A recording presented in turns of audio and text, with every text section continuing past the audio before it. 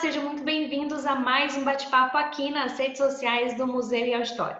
A nossa entrevista de hoje faz parte da campanha Sonhar o Mundo, que celebrou no dia 10 de dezembro os 72 anos da Declaração Universal dos Direitos Humanos.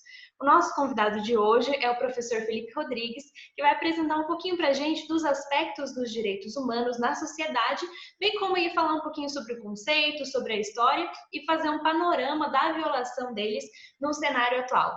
Felipe, seja muito bem-vinda e obrigada por ter aceito o convite de vir aqui conversar com a gente. Olá, Juliana. Bom dia a todos. É um prazer imenso estar aqui. Espero contribuir com o debate do tema sobre direitos humanos e estou à disposição para esclarecimentos. Obrigada.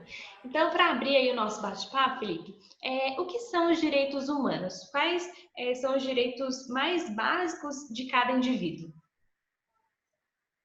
Bom, os direitos humanos podem ser basicamente compreendidos como um conjunto de direitos que, por definição, todo ser humano deve ter acesso, independente de etnia, de crença religiosa, gênero, idade ou qualquer outra forma de distinção, né?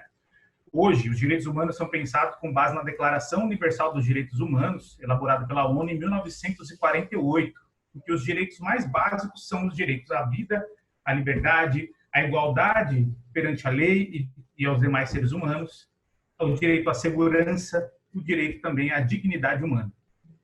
Certo. E hoje, como que esses direitos eles são assegurados? Você acha que é um desafio mantê-los atualmente? Eu diria que o desafio ele é constante, desde antes do advento dos direitos, né, na luta pela conquista desses direitos, como também na manutenção dos direitos já conquistados e adquiridos, né?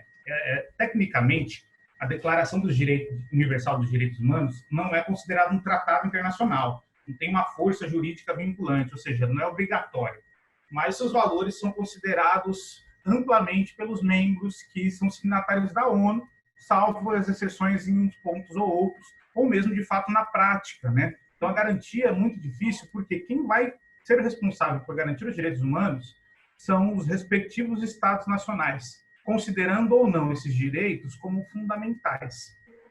A partir do momento que se considera esses direitos fundamentais, passamos a ter outra questão, que é a viabilidade para a garantia desses direitos. E aí envolve vários aspectos muito importantes, como, por exemplo, a condição que os estados têm para garantir esses direitos, a própria cultura dos povos que podem lidar ou não de maneira mais familiar com esses direitos, né?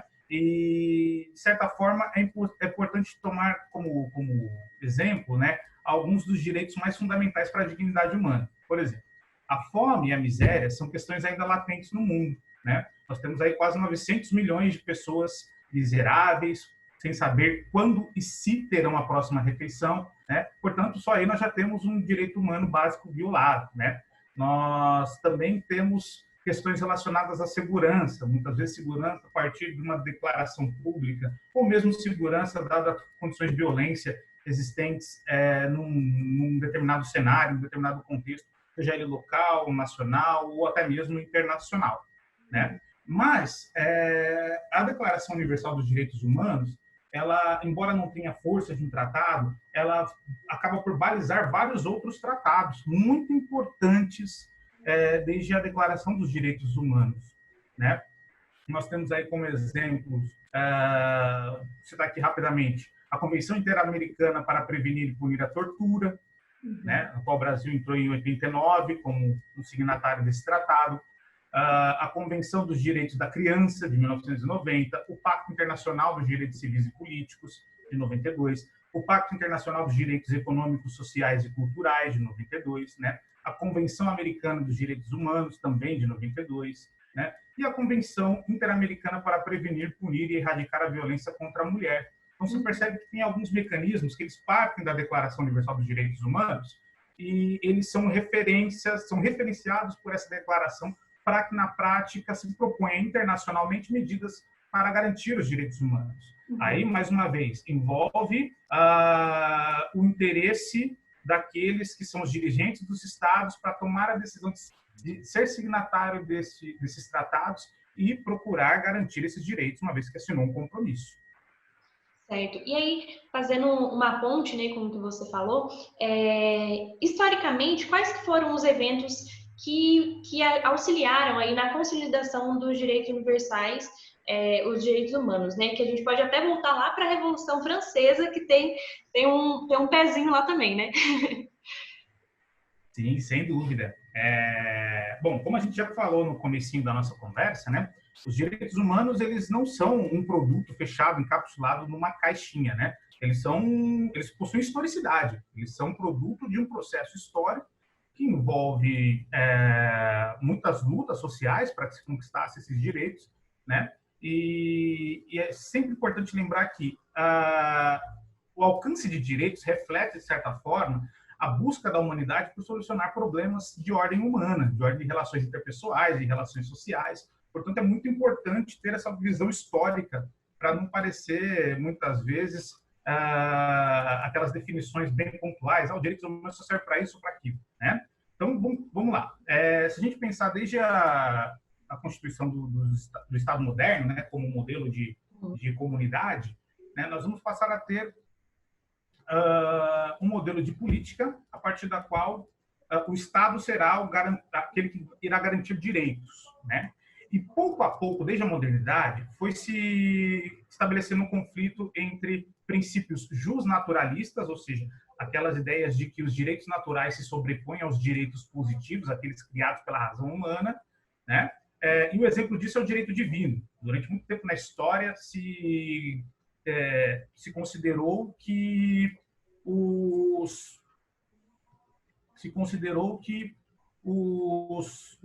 os reis tinham o direito divino de governar, se considerou que os monarcas eram escolhidos por Deus para tomar as decisões, né? E pouco a pouco esse modelo positivo de direito, esse modelo racional, baseado nas ideias filosóficas, que vem desde o século XVI, com Maquiavel, tentando mostrar como a política de fato como ela é por excelência uma atividade humana, vai passar por várias questões, né? O filósofo Thomas Hobbes vai tratar da questão da segurança e da importância do Estado para garantir essa segurança, né?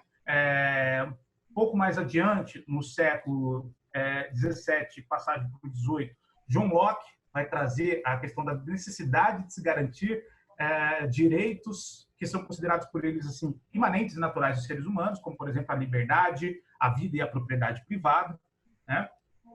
E as ideias iluministas, de uma forma geral, né, sobretudo no que diz respeito às liberdades, vão entrar num cenário muito interessante a partir do qual essa ideia de direito divino passa a ser questionada.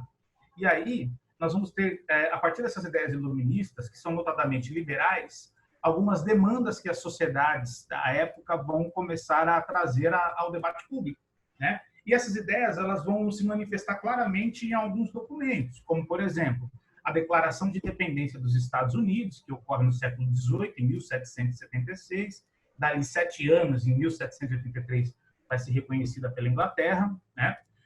E na Declaração dos Direitos do Homem e do Cidadão, de 1789, né? Que reflete, basicamente, né, os avanços da Revolução Francesa, que vai pôr fim à monarquia absolutista na França, vai pôr fim a essa ideia do direito divino de governar. Portanto, a própria consolidação de direitos e o pensamento para formar direitos passará por debates pautados por princípios filosóficos, né? Com isso, você vai ter uma série de mudanças na sociedade. Por exemplo, as sociedades europeias elas passam a se industrializar, primeiramente na Inglaterra, posteriormente na França, na Alemanha e em outros países mundo afora, né?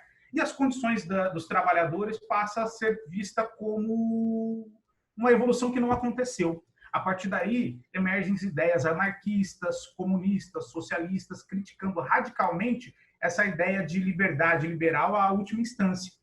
Ou seja, antes da liberdade ou de forma parelha à liberdade, devemos pensar uma liberdade que garanta, sobretudo, a dignidade.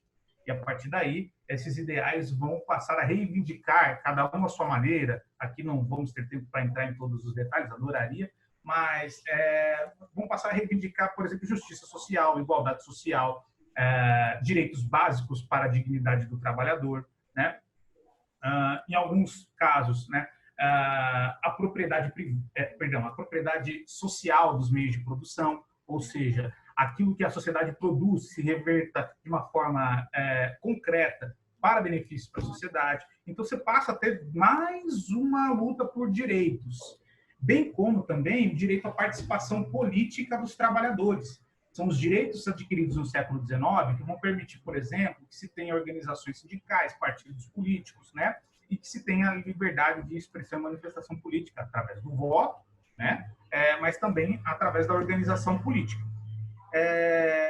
E algumas dessas ideias ficam bem presentes, bem fortes, né, no início do século XX, com algumas mudanças importantes, como, por exemplo, a independência do México, que é a Constituição Mexicana de 1917, né, a Constituição da República de Weimar, em 1919, e a Declaração dos Direitos do Trabalhador e do Explorado na Rússia, logo após a Revolução Russa, né?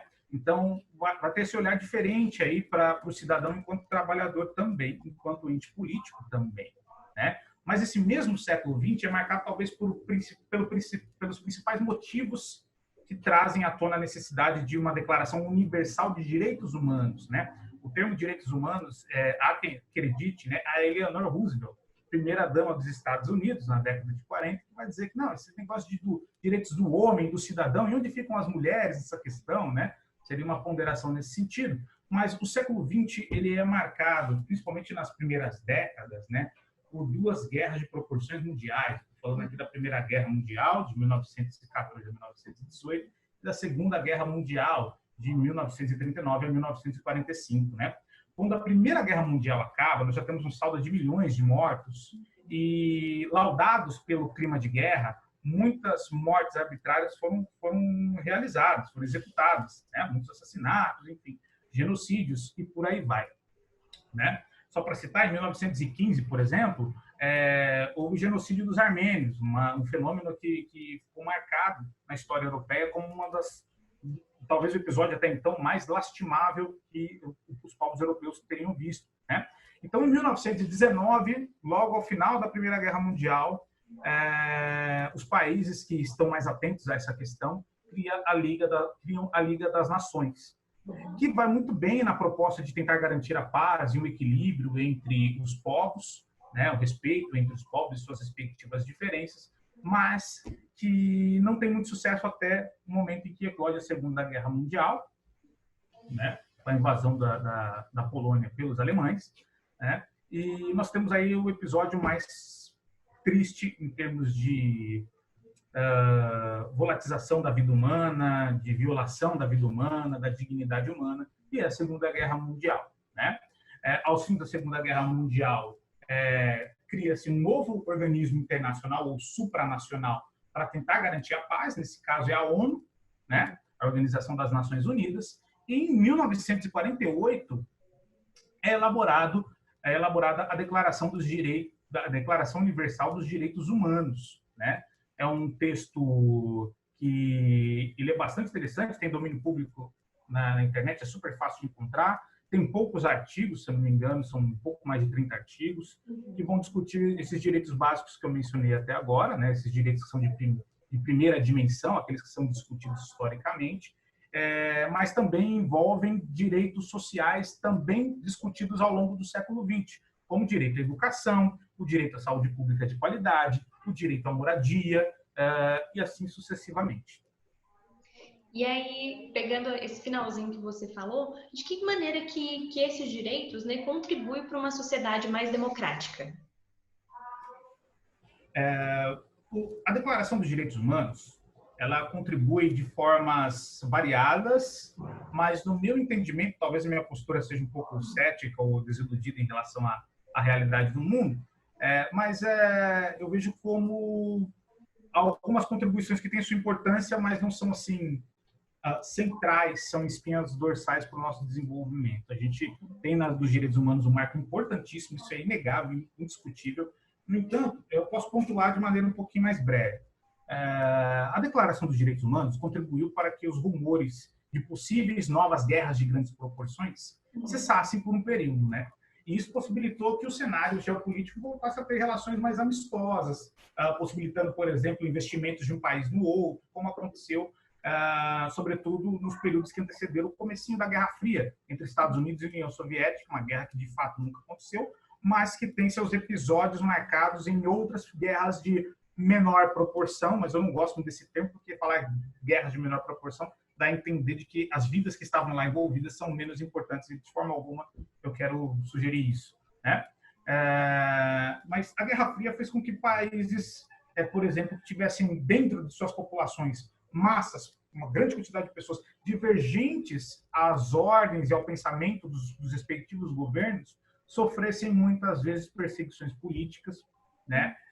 Sofressem inclusive o financiamento e o apoio para a instauração de regimes autoritários, como aconteceu na América Latina, como aconteceu em parte da África, como aconteceu em parte da Ásia, por exemplo, né? E nesse sentido a gente tem aí um limite evidente, né? A gente tem um limite a partir do qual a própria declaração, por não ter essa força jurídica e por não, de certa forma, não abarcar a toda a comunidade internacional, né? Ela acaba por ter esses casos aí focando ao longo do século XX. Na América Latina e no Brasil, por exemplo, a gente vai ver aí alguns casos tristes e importantes, né? Sobre violações de direitos humanos promovidos pelos próprios estados, né? Então, nesse sentido, a gente precisa identificar esses limites, mas também reconhecer que nos países de capitalismo central, países em que essas tensões estavam mais equilibradas, digamos assim, houve a possibilidade da luta por direitos e reconhecimento de direitos de minorias, né? Minorias étnicas, como no caso dos Estados Unidos na década de 60, as questões de gênero que se tornam latentes na Europa Ocidental e na década de 70 também nos Estados Unidos, né? São alguns exemplos de que ajudam a tornar, sim, o mundo mais democrático, embora nós devamos aí reconhecer esse limite que há, né, na Declaração dos Direitos Humanos. Certo. E aí, você abordou um pouquinho das violações, né? Eu queria que você falasse um pouquinho para a gente de quais que foram as violações que mais marcaram aqui no Brasil, né? Quais violações aos direitos humanos que marcaram aqui o Brasil? Bom, essa pergunta, ela é uma pergunta que me traz muitas coisas na cabeça, porque, assim, ao dizer qual é a manifestação de violação dos direitos humanos que mais vem à minha cabeça, eu penso na história do Brasil como um todo, né? O fato de pensar os direitos humanos sob historicidade, né, me faz pensar em algumas questões importantes. Por exemplo, a própria colonização, tal como foi, embora ainda não houvesse o debate sobre direitos humanos, ela constituiu uma série de violações de direitos humanos, né? Outro exemplo disso é a escravidão, né? Outro exemplo disso é o apagamento da memória dos escravizados ainda no início do século XX com o governo Rui Barbosa, né? No Brasil nós temos uma tragédia em que nós temos uma ampla parcela da população descendentes de escravos e nas nossas árvores genealógicas a gente não consegue ir muito além ali do início do século XX para saber de onde vêm nossos ancestrais, né? E isso vem por conta desse apagamento da memória também, né? Além disso, nós poderíamos falar das perseguições políticas existentes nos regimes autoritários, na ditadura Vargas, no regime militar, né? Sobretudo nos opositores políticos, né? Ainda hoje, no debate público-político no Brasil, você tem uma construção de um ideário anticomunista que vem desde o início, desde o final do século XIX, começo do século XX, com as revoltas dos movimentos operários sendo brutalmente massacradas, de maneira a construir antagonismos que muitas vezes legitimam supostas violações de direitos humanos, como, por exemplo, quem se manifesta não é trabalhador, trabalhador é indigno e por aí vai. Essas são pequenas digressões perigosas aí, né? Sem contar, obviamente, todas aquelas formas de violação que são silenciosas e cotidianas, como a própria fome e a miséria, que são estruturais do modo, né, de organização econômica do Brasil. O capitalismo brasileiro, historicamente, produziu situações de pobreza e de miséria estruturais, né? Nós temos também a violência policial praticada nas regiões periféricas, né? Vide aí a quantidade de corpos jogados ao chão, de crianças que morrem por balas perdidas e ações policiais. É o caso do menino João Pedro há uns anos atrás, da garota Ágata, de 8 anos, há uns anos atrás, né? ou mesmo o fatídico caso dos 80 tiros em janeiro, no início do ano passado, perdão, dos 80 tiros numa família que não parou o carro para ação policial, talvez porque não escutou, enfim, que o pai da família, um músico, faleceu, 80 tiros no carro de uma família, né? Numa periferia, uma família negra, afrodescendente, uma família que muitas vezes já se torna alvo, né, a priori, do preconceito policial, né? Portanto, nós podemos falar em genocídio da população negra nas periferias, das populações indígenas, né, cada vez mais frequente, e sem deixar de lembrar, né, que o Brasil, infelizmente, é o país do mundo que mais se mata populações LGBTs, né? Então, você percebe que é muito difícil falar assim, nossa, qual é a violação dos direitos humanos mais poderosa? Infelizmente, quando me perguntam isso, eu penso basicamente em alguns principais pontos de toda a nossa história. A gente tem muito a evoluir nesse sentido aí. E aí, para finalizar o nosso bate-papo, você como pesquisador, né, como educador, como que a educação pode contribuir para a manutenção dos direitos universais? Bom, a educação, ela pode ser uma atividade que auxilia a humanidade no desenvolvimento da cultura de paz, da ideia de justiça, né? Mas esse potencial ele ainda tem muito a evoluir, né, para se concretizar, né? Por isso, os direitos humanos eles devem sempre estar dentro de uma perspectiva histórica. Eles estão em desenvolvimento, eles sofrem de violações, muitas vezes essas violações não são isoladas, fazem parte de um projeto em que não se considera os direitos humanos como um caminho para uma sociedade mais segura, mais justa e mais igualitária, né? No entanto, eu penso que, assim, como a educação ela se trata de uma atividade essencialmente humana e, como tal, através da socialização, da troca que se pode aprender com valores imprescindíveis para o respeito ao próximo de maneira ampla, no sentido de totalidade, e que o respeito não se restringe apenas àquelas pessoas que fazem parte do cotidiano das crianças e dos jovens, mas se estenda à humanidade de uma forma geral, né? Veja só, um bom começo para que a gente tenha os direitos humanos garantidos através da educação é garantindo, inclusive, o direito à educação de qualidade, né?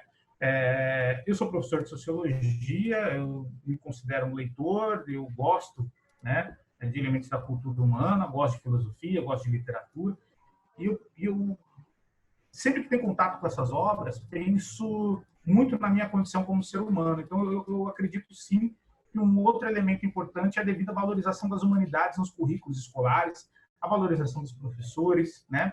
Esses currículos, como de arte, filosofia, ciências humanas, podem ser compreendidos como um dos pilares da formação do indivíduo para a vida e para a própria construção da sua humanidade, né? Mas, infelizmente, na maior parte dos casos, a oferta de educação aos jovens possui uma orientação prioritária para o mercado, muitas vezes marcada pela competição, pela desigualdade, e muitas vezes nessa competição se desconsidera o outro, né? Então, aí seria interessante que nós repensássemos a construção do indivíduo, a formação humana dos indivíduos, numa perspectiva em que eles se enxerguem no outro também. Nós precisamos uns dos outros, né? E é por isso que a educação ela tem um papel importantíssimo, mas a potencialidade que ela tem para resolver essas questões está um pouco distante de se concretizar. Felipe, eu quero te agradecer novamente pela participação. Foi muito bom o nosso bate-papo. Você conseguiu abordar esses aspectos, né, que a gente levantou aqui com uma linguagem muito acessível para a gente, para o público. E foi realmente um bate-papo bem gostoso. A gente conseguiu aprender bastante, consegui tirar várias dúvidas. Agradeço muito você pela participação hoje. Muito obrigado, Juliana. Foi um prazer estar com vocês. Eu gostaria só, para finalizar, para dizer para vocês um ponto importante sobre os direitos humanos, né? Tem uma polêmica muito forte sobre a ideia de que os direitos humanos são basicamente um conjunto de táticas para proteger bandidos. É importante trazer esse debate justamente para romper com essa ideia limitada, né? Muitas vezes se desconsidera todo esse processo que a gente mencionou aqui, né? Esse processo a partir do qual os direitos humanos eles vêm para reduzir um fenômeno que no século XX se tornou latente, mortes em massa, né? A frieza em eliminar outros seres humanos, né? Seja por conta de uma diferença de cor, de credo, enfim, de valores. Então, isso é muito importante. Nesse sentido, defender os direitos humanos, muitas vezes é uma atividade perigosa, né? Uma atividade a partir da qual os seres humanos põem em risco sua integridade em função da luta da dignidade dos outros, o que para mim é algo louvável e heróico. Então, eu agradeço a oportunidade e me coloco à disposição para outros bate-papos aí, tá bom? Obrigada. E eu agradeço também a você que nos acompanhou até agora. Continue acompanhando as nossas redes sociais para ficar por dentro da programação completa do mês de dezembro. Até mais!